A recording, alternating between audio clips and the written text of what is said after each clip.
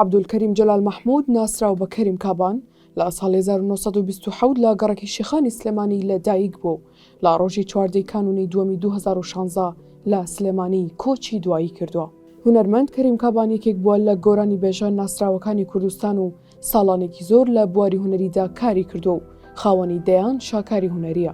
عەبدولکەریم جەلال مەحموود ناسراو بە کەریم کابان لە 24 1927 لە گەڕەکی شێخانی سلێمانی لەدایک بوو و هەر بە منداڵی ناردویانەتە حوجرە و لەوێ فێری خوێندەوەری بووە. دواتر قۆناغی سەرەتایی لە قوتابخانەی فەیسەڵیە لە سلێمانی تەواو کردووە. هونەرمەند کەریم کابان هەر هۆنرا و ئاوازێک دانسقە نەبووایان نەیدەکردە گۆرانی، ئەو ئاواز و هۆنراوانشی هەڵی دەبژاردن تایبەت و هەڵبژاردە بوون. ئەمە شوای کرد بەرهەمەکانی تا ئێستاش بە زیندوی بمێننەوە. بۆیەش بەرهەمەکانی لای سەرجەمچین و توێژە جیاوازەکان گرنگی و تایبەتمەندی خۆی هەیە.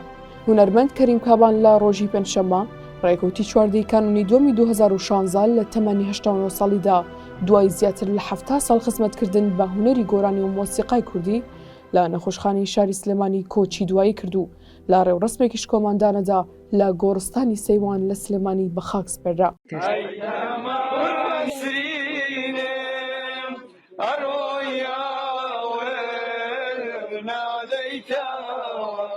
هونەرمەند کەریم کابان خاوەنی 20 بەرهەمی هونەری دانسقە بووە کە بەناوبانگترینیان ئەمانە بوون: یاران وەسێتم، خەنەبەندان، بێدارانی شەو، پرسیار، شەمی شەوان، تەمەن، چۆن خۆشم ویستی، دوور وڵات، یارجوانێ، هاوارلێ، خونچە، کاڵێ، دڵی گیرۆدا، نزیکتر لە گوڵ و بێوفایم کرد. درود بۆ ڕۆحی کەریم کابان و سەرجەم ڕێبوارانی ڕێگای هونەری کوردی.